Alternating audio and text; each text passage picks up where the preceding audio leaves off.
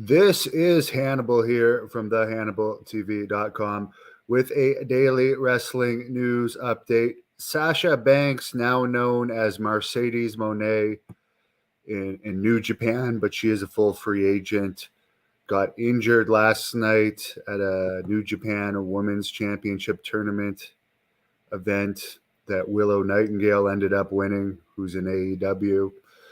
Apparently, it's an ankle injury, so she could very well be out for a while. She has said she could sign anywhere, but from what many reports say, including Dave Meltzer, the reason she's not signed with AEW is they likely want to sign her up to a 5-year deal, and she doesn't want to commit that long.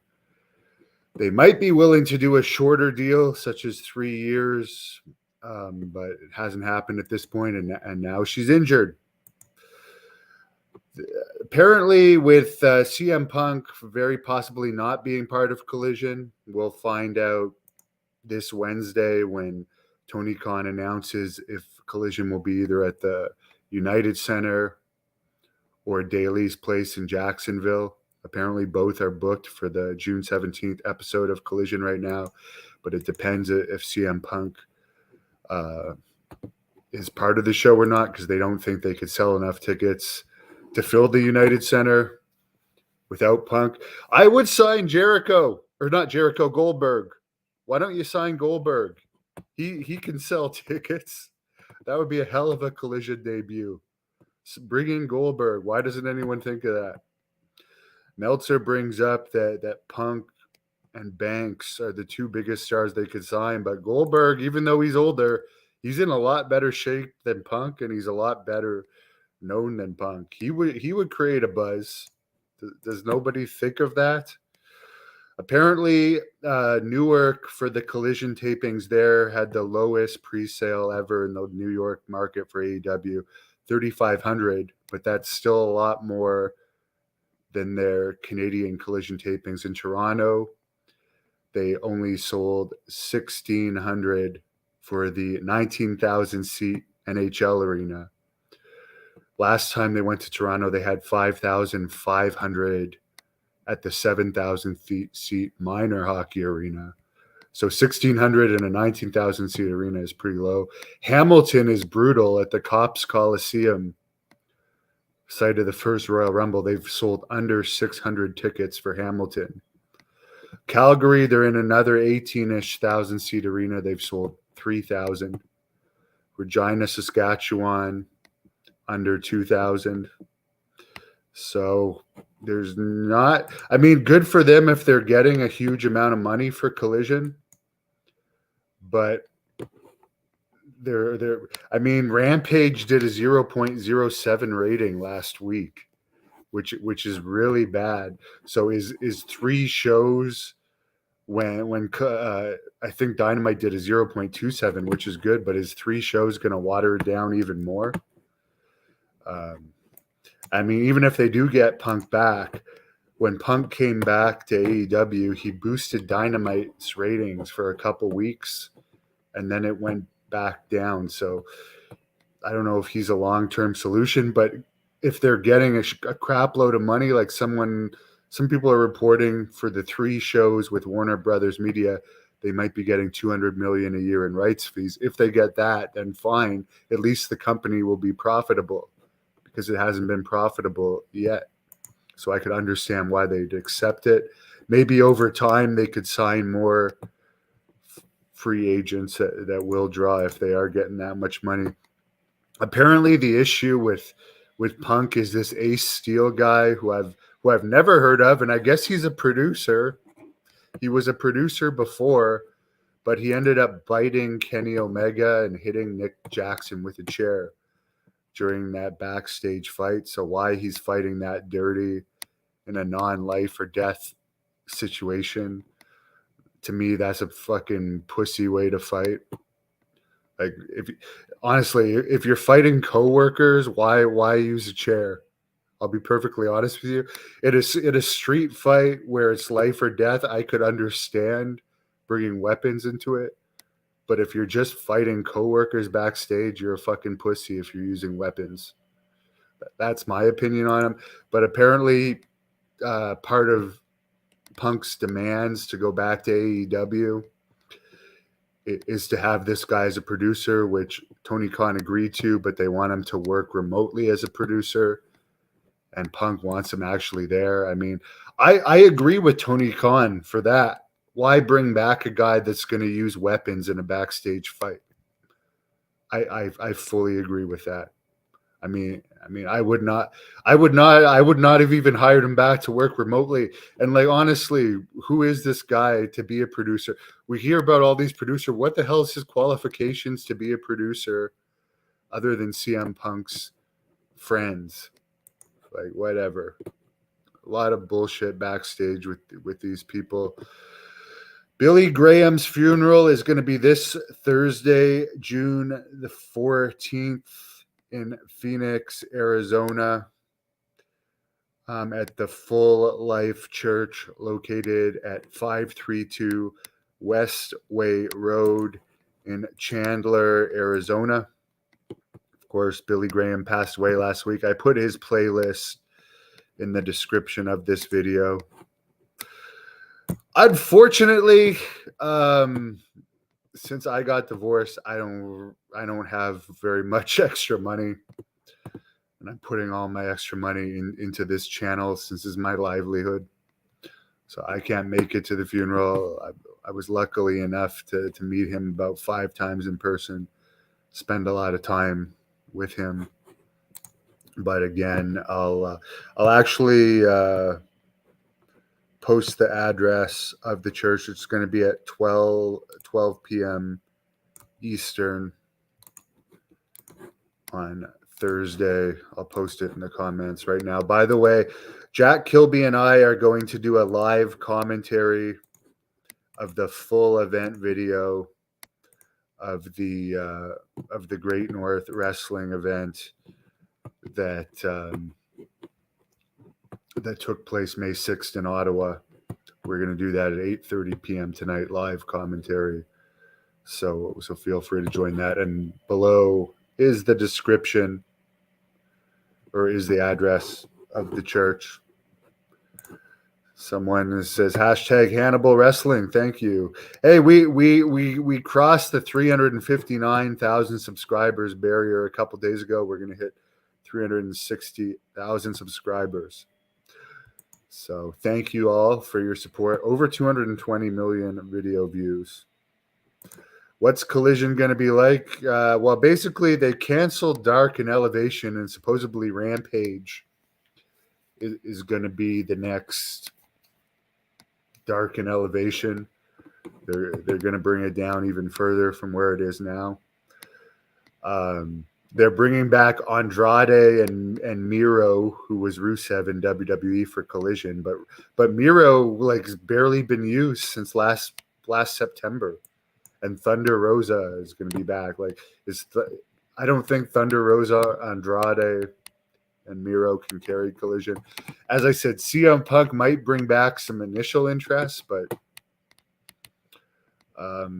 when he came back originally, he didn't really hold up interest, but he is one of the biggest stars they have.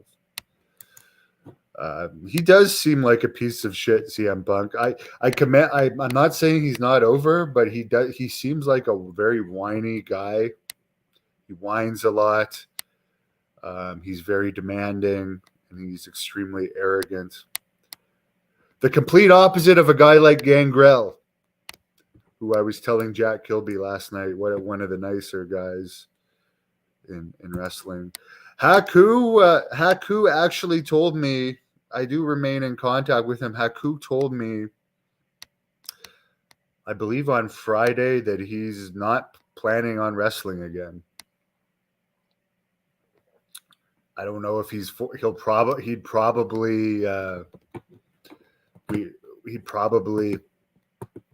if WWE paid him or a big company paid him a very large amount of money, come back.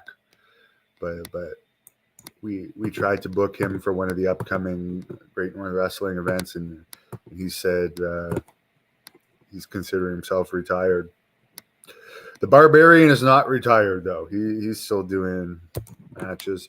Would I interview the Harris brothers or Headbangers? I did do one interview with the Headbangers. Search it up. Harris brothers, yes. They're very elusive.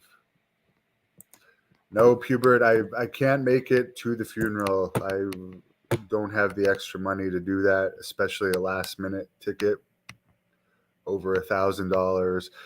As I said, I helped raise over $40,000 for his GoFundMe. I've given him 4 or 5, probably 5 actually, maybe 5 or 6 shoot interview payoffs over the years. Whenever I've visited there, I've bought him dinners and breakfasts and lunch. I've bought paintings from him. So to me, it's more important to support a guy when he's alive. I mean, he's already passed. I wish I could have been there, but it's just not in the cards. Sadly, I don't have the extra money. So please subscribe to the channel. Help, because keep in mind, guys, for people that subscribe to the channel, it helps get this channel extra funding to get those interviews. We just did a great one with Jack Victory over the weekend. I have one with Hector Carrero, the gobbledygooker, coming up. I actually have one today. It's being recorded today. It's not going to be live, with Tommy Morrison's physician, which should be interesting. The man of the hour, the man with the power too sweet to be sour, the women's pet, the men's regret. What you see is what you get. What you don't see is better yet. He eats T-bone steaks. He lifts barbell plates. The superstar Billy Graham. That thumbnail of Sasha Banks, well, she's the one that posted it. That's a picture of her in the hospital. Superstar was the measuring stick, copied by Hogan, Steiner, Ventura. For sure. By the way, someone pointed out to me that Hogan is doing an autograph session coming up, charging $300 an autograph.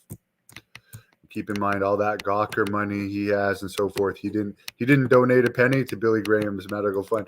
I wish Billy Graham had sued him for gimmick infringement, for stealing the pythons, the brother, the shirt rip, the ear cup.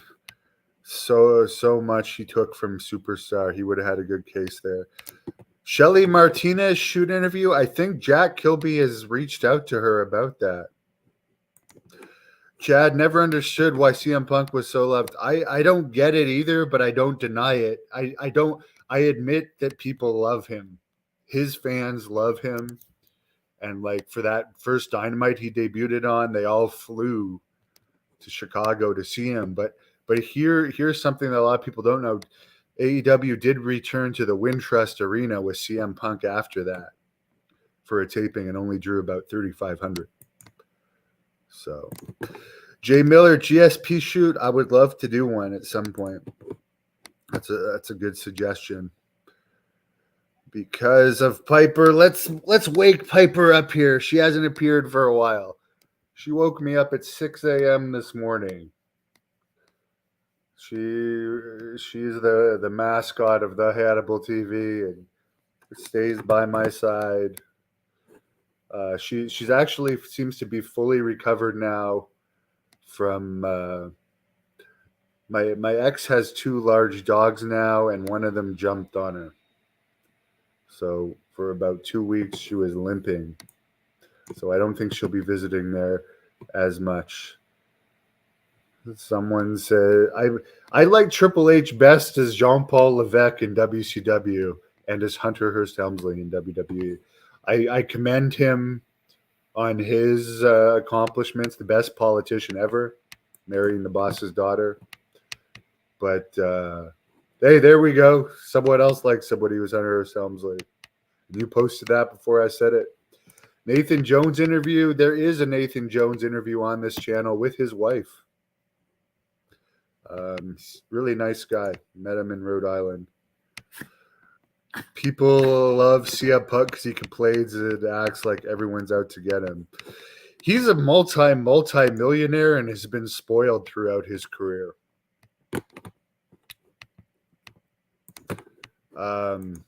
He has nothing to complain about. He's spoiled.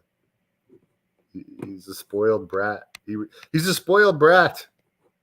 And yeah, he's a good fake fighter as far as he can pretend he can fight pretty good, but I mean Ted Hart beat him. I mean, he did beat the Young Bucks, but as I reported, Ace Steel used a chair and they were also biting. And the Young Bucks are smaller and less trained than CM Punk. AEW is unappealing to me, but as I said, I don't watch any of the products. James Storm does not want to do a shoot interview because let's face it, shoot interviews cause people heat. So I understand why he doesn't want to do one. He's an actor now. He was just in a Kevin Hart movie, or I don't know if it's out yet, but he gets a lot of acting jobs, and he told me that it's because one of the reasons is because he's a legitimate cowboy. He rides horses, so he can where they're looking for people that ride horses. Like that's one of the things he can do. It helps him get acting bookings. And I guess there's a lot of stuff that shoots in Nashville where he's from, but he does travel for some jobs. But as I've said this before, James did tell me the reason why when WWE hired him a few years ago, it was just to do appearances. They offered him a contract of only $75,000, which at the time I guess TNA was offering him $350,000. Which ultimately they couldn't keep paying. They don't pay that much now, I don't think. But he took the TNA contract over NXT because they were offering him more. Orange Cassidy and Moxley are top guys. And keep in mind, they advertised Moxley for the house shows. Not last weekend, but the weekend before. And Moxley was not on the house shows, despite being advertised. Neither was Britt Baker. CM Punk has his following in the Chicago area. True. Rock on Hanny. Well, I put that up as a tribute to Billy. CM Punk, like the thing is, his friend, I guess this Ace Steel guy is getting in the news more than ever for being CM Punk's friend. I've never even heard of him before now. And again, what qualifies these guys to be producers? I have no idea. I have 15 years producing experience in Great North Wrestling. I was also a producer for SW Fury. I have a channel with over 220 million views, 360,000 subscribers. I've got a Facebook, the Hannibal TV page, with over 75,000 followers.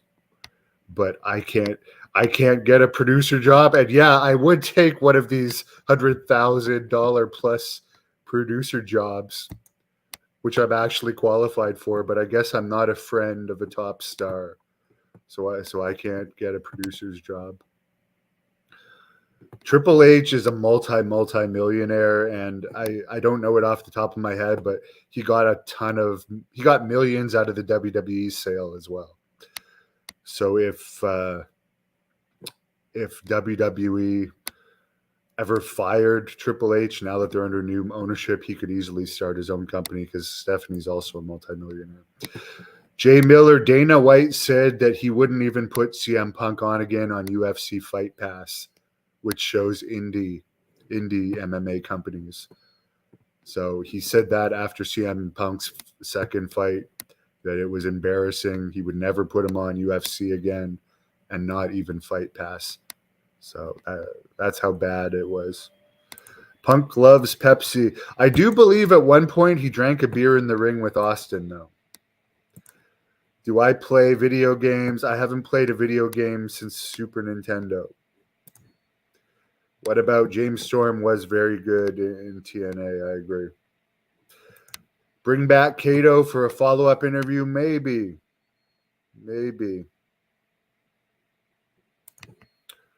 Who is that? I don't know who you're referring to there. A producer. He's not just a producer. He was also a wrestler. But they say he's a steel guy, but they're not bringing him back. Like they're not bringing him back as a wrestler. They're bringing him back as just a producer due to his heat.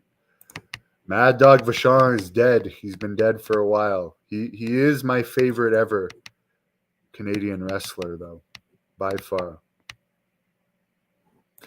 Wrestlers from the 80s and 90s appear more realistic. They're also more memorable.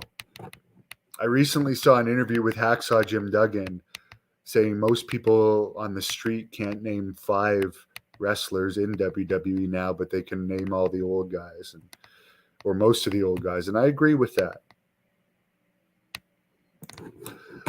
But I can't afford to go to a funeral. Yeah, well, by the way, thanks for watching my channel for being a hater. But yeah, I have to invest money in my company because it's my livelihood. It is my livelihood. And I have to stay alive. I live in Canada, Eastern Canada. Phoenix is Western United States, which I have driven it before. Driving it straight is a 3.5-day drive. And as I said, I raised over $40,000 for him over the years. I gave him numerous payoffs.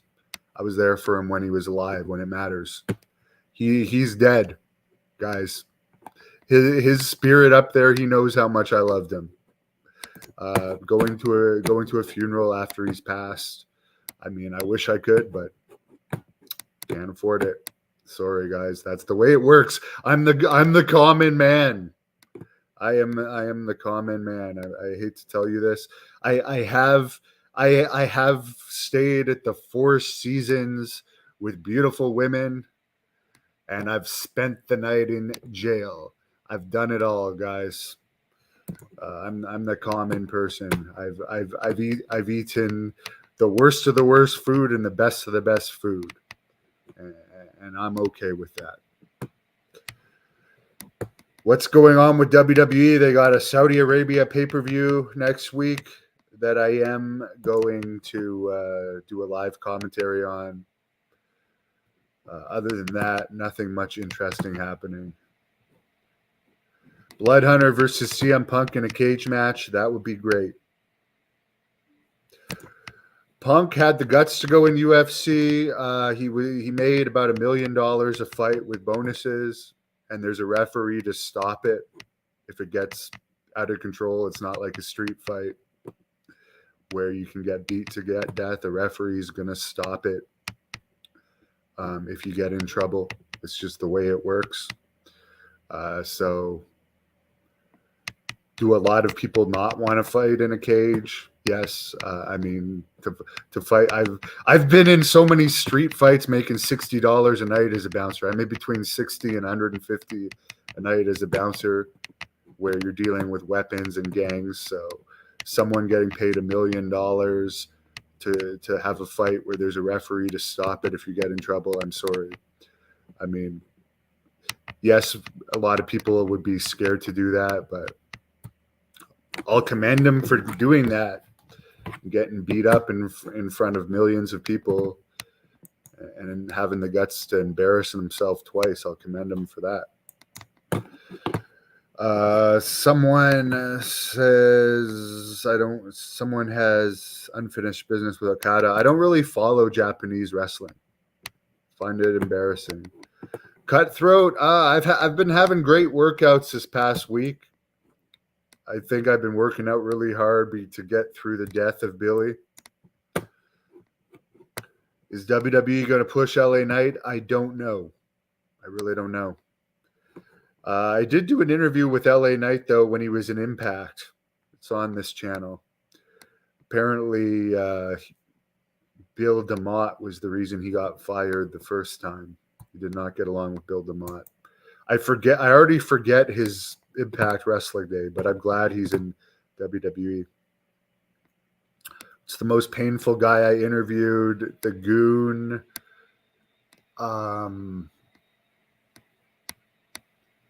Dark Journey.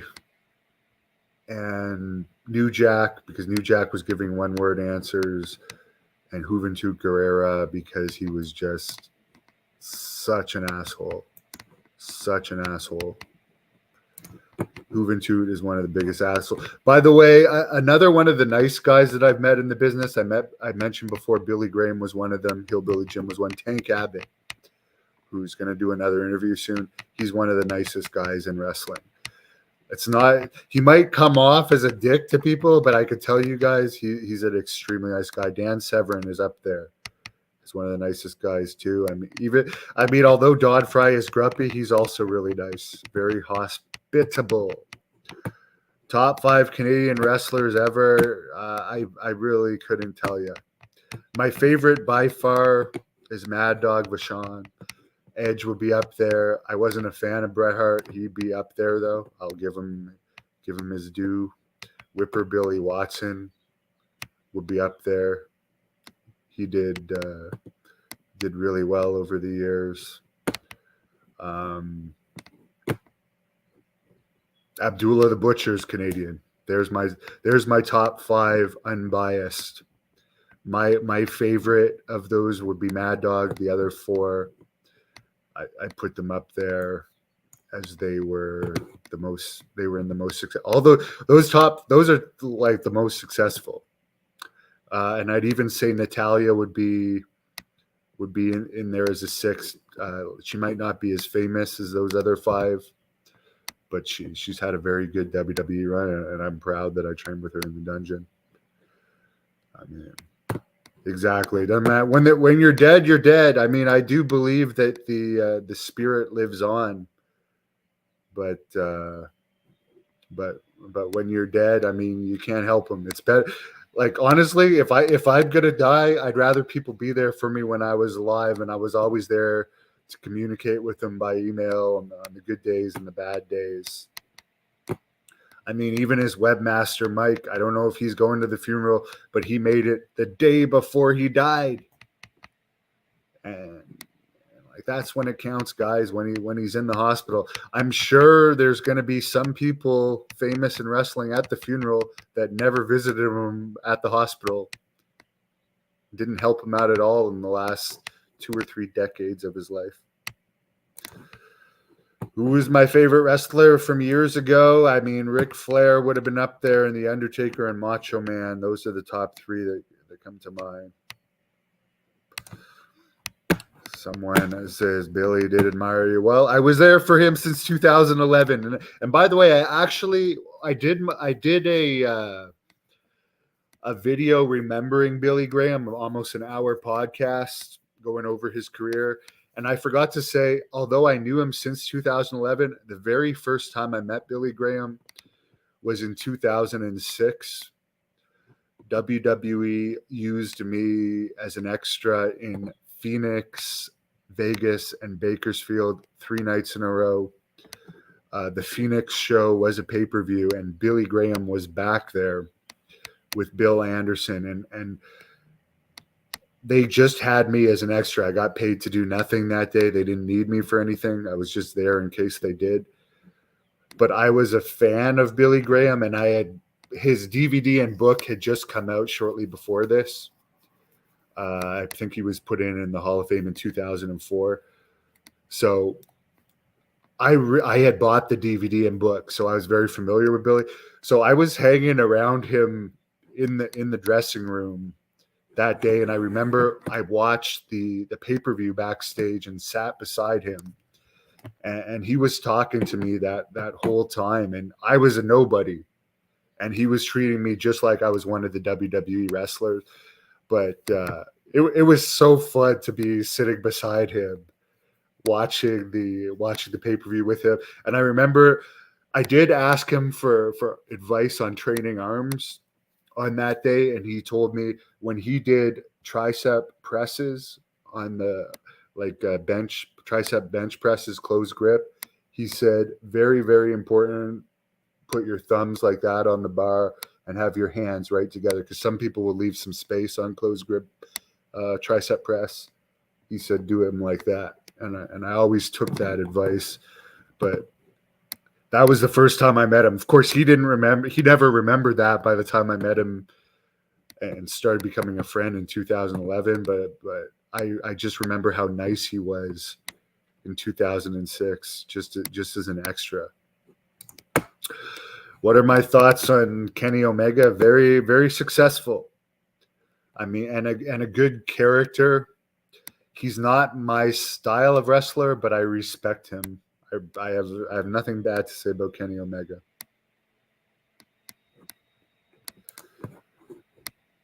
Wallace. I mean, yeah. I mean, as I said, if I could go, I could go. But I'm just being perfectly honest with you. I gotta pay my rent. I just moved. That's the other thing. I just moved from an apartment to a house, which is much better for Piper. And it's expensive to move. I had to hire movers, pay the first 2 months rent, the first and last month rent. It's extremely expensive. Japan, yeah. I mean, Kenny Omega got some heat for the blow up doll in Japan, but I mean, there's no more kayfabe in wrestling. Why waste energy getting mad at it? Ernest Miller's shoot interview. He wanted 1,000 US for a shoot interview, which is like 1,400, 13 or 1,400 Canadian, and I just don't think he'd make that back. Maybe if he comes down ever, I'll do it. Yes, thank you, Eli Drake. LA Knight was Eli Drake. So if you search up Eli Drake, the Hannibal TV, there's a bunch of stuff. Snakes and Dragons, I would say Brett Owen I would put in there as in the Natty Neidhart category. He wasn't a top draw. He's definitely famous, but he was never a top draw in Canada. But he was definitely one of the best Canadian wrestlers. I mean, Edge was pushed more than Owen and held the world title, which is why I would put Owen in that top 5. And although Abdullah never won any titles of real value, I mean, he's in the WWE Hall of Fame. I mean, I don't like him as a person. There's a whole dark side of the ring coming out in this new season about my feud with Abdullah, among other topics of Abdullah. But I'm not going to knock him. He was one of the most successful foreign wrestlers in Japan of all time. Tiger Jeet Singh, by the way, also Canadian. I mean, you could say that internationally, Tiger Jeet Singh may have done better than Edge. But Whipper Watson, if you never heard of him, he was one of the biggest Canadian wrestlers of all time and sold out Maple Leaf Gardens all the time. Who do I predict will die next? That's not something I'm gonna answer. Oh my God. Mike D predicts Virgil. I wouldn't say Virgil because he can't afford drugs. He can't afford drugs anymore. I don't even know if he ever did drugs, but does he? You know what? I don't know what to believe with Virgil. He lies a lot. I'm not going to deny that he might have cancer, but I would say Duggan is more credible than Virgil. Will Vince be at Billy Graham's funeral? I doubt it. I know Adam Baum is going to be there. Adam Baum told me he's going to it, and Adam Baum lives in Phoenix. Nobody went to Mean Gene funeral. Apparently, nobody went to the Sheik's funeral either. Sadly, but again, I don't live in the U.S., guys. I live in Canada, across the country, and I'm not a rich wrestler. I'm a YouTuber, which I do make a living through wrestling, but I'm not rich, and I have to invest my money in my company so I can eat. WWE is good at using people. Yeah, I mean, the WWE, I mean, by the way, Valerie is still asking for people to donate money for the GoFundMe to pay for his funeral. WWE is more profitable than ever. And when they put out the YouTube video, they said he was part of the WWE family. So maybe they should help out. Someone says kind of like the military in that regard. I don't know what you're referring to, but you could be right. My very first wrestling match was for Matt Rats. It was me in a handicap match against 4 wrestlers in Calgary in July 2001. My God, do the math. Is that 22 or 23 years ago? Eric Bischoff was there for that one, but nothing ever came out of the Mat Rats. Next time, use U-Haul. I don't like bothering friends to help move, and in the place I was in before, there was like a $500 moving fee for the use of the elevator, and it was only for 3 hours, so I couldn't move all of my stuff out of there in 3 hours. It was better to use movers and not have to pay a second $500 elevator rental fee. That building was a very snobby and inexpensive building. Somebody says Owen Hart was better than anywhere, but he was funny. Yeah, but I have to say, I mean, I was at one of the Bret Hart versus Owen Hart house shows here in Canada, and it may have had 1,500 fans.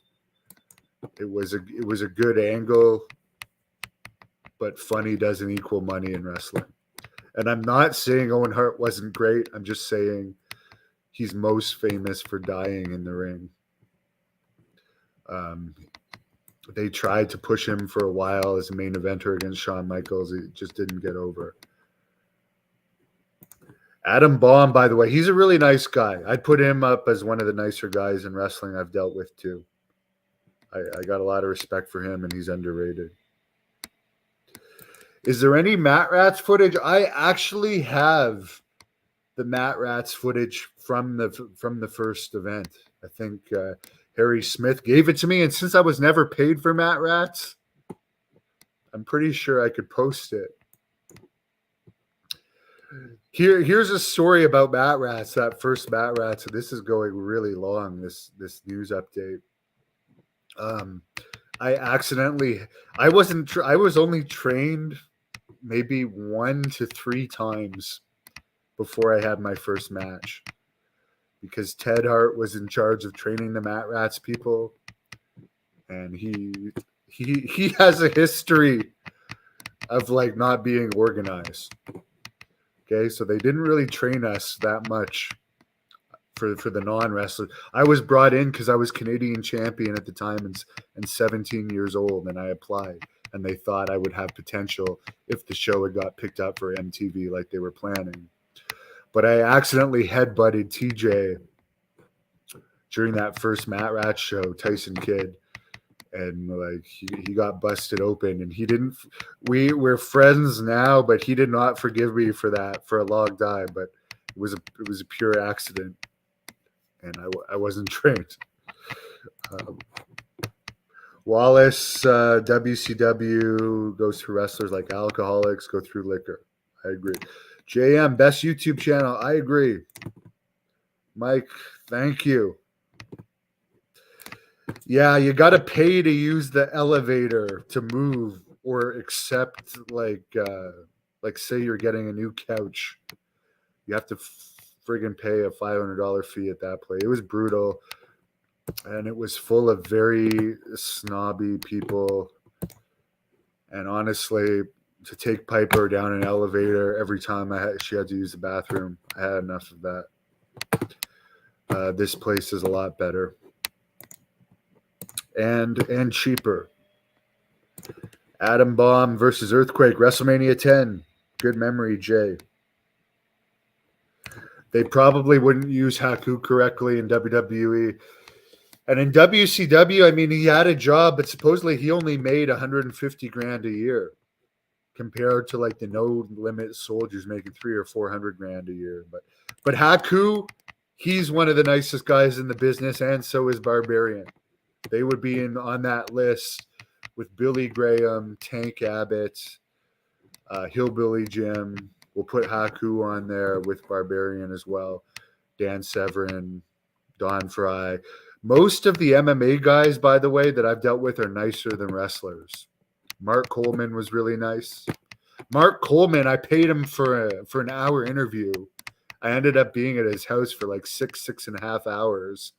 And his wife ordered us pizza at one point. So Mark Coleman would be up there as well. The MMA fighters have less egos. Was Sabu a nice person? Let me just say that I like him, but he's very money oriented. And I would not put him in the nice person category, but I like him. But he's the nephew of the Sheik. What the hell do you expect? Have a great day, guys. Thank you for watching the Hannibal TV. Please like this video if you enjoyed it and click the subscribe button to not miss any of our latest shoot interviews, match videos, or news updates. Follow us on Twitter at the Hannibal